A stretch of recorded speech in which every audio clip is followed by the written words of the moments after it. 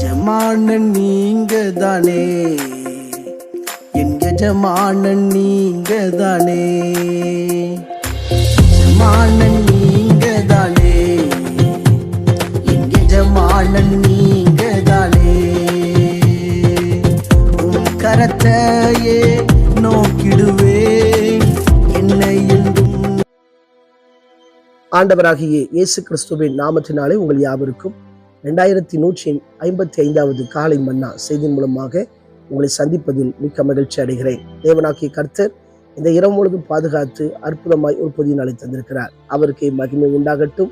தொடர்ந்து உங்கள் காரியமெல்லாம் ஜெபத்தோடு தேவ திட்டத்தின்படி செய்யப்பட கடவதாக என்று சொல்லி வாழ்த்துகிறேன், ஜெபிக்கிறேன். இந்த நாளிலும் நாம் யாருக்காக எதற்காக ஜெபிக்க வேண்டும் என்று சொன்னால், நாளை நடக்கின்ற ஆராதனைகளுக்காக ஜெபிக்க வேண்டும். எல்லா சபைகளிலும் நடக்கின்ற ஆராதனையில கர்த்தருடைய ஊழியக்காரர்களை கர்த்தர் எடுத்து பயன்படுத்தும்படியாகவும், எல்லா சபை விசுவாசிகளும் தங்களுடைய சபைக்கு சென்று தேவனை மகிழ்ச்சியோடு ஆராதிக்கும்படியாகவும் ஜெபிப்போம். தேவன் பெரிய காரியங்களை செய்வாராக.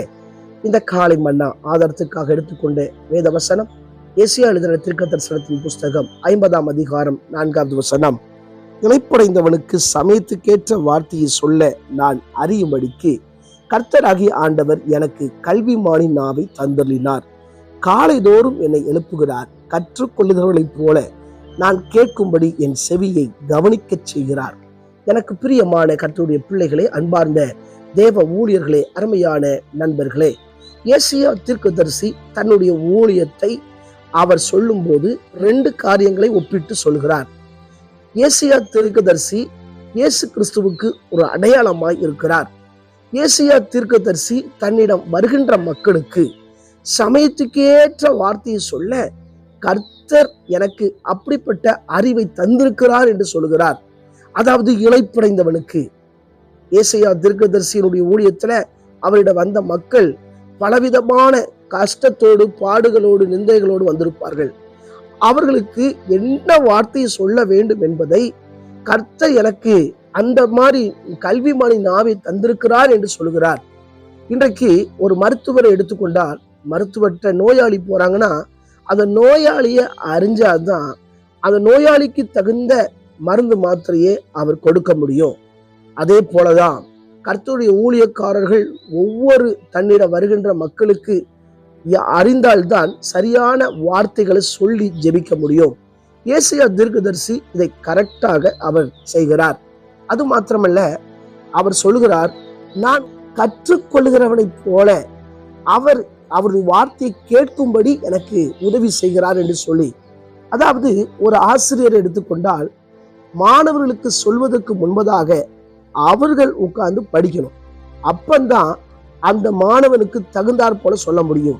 2வது அவருடைய ஊழியத்தில் அவரை பற்றி சொல்கிறார், நான் கற்றுக்கொள்கிறவனைப் போல. இதை பார்க்கிற அன்பான கர்த்தருடைய பிள்ளைகளே, நம்முடைய வாழ்க்கையிலோ கற்றுக்கொள்கிறவர்களைப் போல இருக்க வேண்டும். சீஷர்கள் என்பவர்கள் யார்? கற்றுக்கொள்கிறவர்கள். அநேக விசுவாசிகள் கற்றுக்கொள்வதில் ஆர்வம் காட்டுவதில்லை. ஏதோ ஒரு வசனத்தை பேசினா அதை கேட்டுட்டு வாரம் பொழுது கர்த்தர் நடத்துவாருங்க. ஆனால் ஒவ்வொரு நாளும் கற்றுக்கொள்கிறவர்களைப் போல ஒவ்வொரு தேவ மனிதர்களும், ஒவ்வொரு விசுவாசிகளும் காணப்பட வேண்டும்.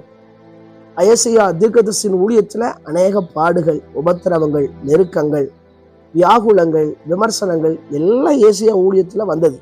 ஆனால் அவர் அதை பற்றி பெருசாக பேசல. ஆண்டவர் என்னிடம் வருகின்ற மக்களுக்கு சரியான வார்த்தையை சொல்ல எனக்கு உதவி செய்கிறார், அப்படிப்பட்ட அறிவை தந்திருக்கிறார். அதே போல ஆண்டுடைய வார்த்தையை சரியாய் கேட்டு என்னிடம் வருகின்றவர்களுக்கு சொல்ல உதவி செய்கிறார் என்று சொல்கிறார். உங்க வாழ்க்கையிலும் சில இடத்துல சோர்ந்து போய் கஷ்டத்தோடு என்ன செய்வது என்று இருக்கும்போது உங்களை நடத்தக்கூடிய ஸ்தல சபை போதகரிடம் சென்று அவர்களிடம் சில காரியங்களை சொல்லுங்க. உங்களுக்கு தேவையான வார்த்தையை கரெக்டா உங்களை நடத்தக்கூடிய போதகர் கொடுப்பாங்க. அது உங்க வாழ்க்கையில இளைப்படையா செய்யாமல், சோர்ந்து போக செய்யாமல், இன்னும் ஓடுவதற்கு அது பலனா இருக்கும். அதே போல ஒவ்வொரு நாள் காலையிலும் தேவ சமூகத்துல ஜெபித்து ஆண்டுடைய வார்த்தையை நீங்கள் தியானிப்பீர்கள் சொன்னால் இந்த வார்த்தையின் வழியாகவும் கர்த்தர் உங்களோடு கூட பேசுவார். இன்னைக்கு அநேக வாலிபர்கள் எடுத்துக்கொண்டால் வாலிப வயதுல பல குழப்பங்கள், எங்க எதிர்காலங்கள் எப்படி இருக்க போகிறது இப்படி சொல்லி பலர் சோர்ந்து போய் காணப்படுகிறார்கள். நீங்கள் செய்ய வேண்டிய காரியம் என்ன தெரியுமா? தேவ சமூகத்தில் அமர்ந்து ஜெபியுங்கள். அது மாத்திரமல்ல, வேதத்தை வாசியுங்கள். அதன்படி நீங்கள் வாழ அர்ப்பணிப்பீர்கள் சொன்னால் உங்க வாலிப வயதில் வரக்கூடிய எல்லா சோர்வையும் கர்த்தர் மாற்றி ஆண்டவருடைய பிள்ளையாய் இன்னும் தீவிரப்படுத்துவார். எனக்கு தெரிந்த ஒரு வாலிபன் உண்டு. அந்த வாலிபன் ரட்சிக்கப்பட்ட புதுசிலேயே வேதத்தை படிக்க ஆரம்பித்தார். வாரம் தவறாமல் சபைக்கு வர ஆரம்பித்தார். உபவாசம் எடுக்க ஆரம்பித்தார். அவருடைய வாழ்க்கையில கர்த்தர் அநேக அற்புதங்களை செய்து இன்றைக்கு உயர்த்தி வைத்திருக்கிறார். வாலிப வயதுல ஏன் குழப்பம், ஏன் போராட்டம்? நம்ம அவருக்கு கொடுக்க வேண்டிய நேரத்தை கொடுத்து அவருடைய வார்த்தையை தியானிப்போம் என்று சொன்னால் நிச்சயமாய் கர்த்தர் நம்மை கழுகுகளைப் போல செட்டைகளை அடித்து உயர எழும்புகிற அளவுக்கு கர்த்தர் நம்மை உயர்த்துவார். வேதம் சொல்கிறது, கர்த்தருக்கு காத்திருக்கிறவர்களோ புதுபலன் அடைந்து. இந்த நாளில கர்த்தர் உங்களுக்கு புதுபலன் கொடுக்க வேண்டுமா?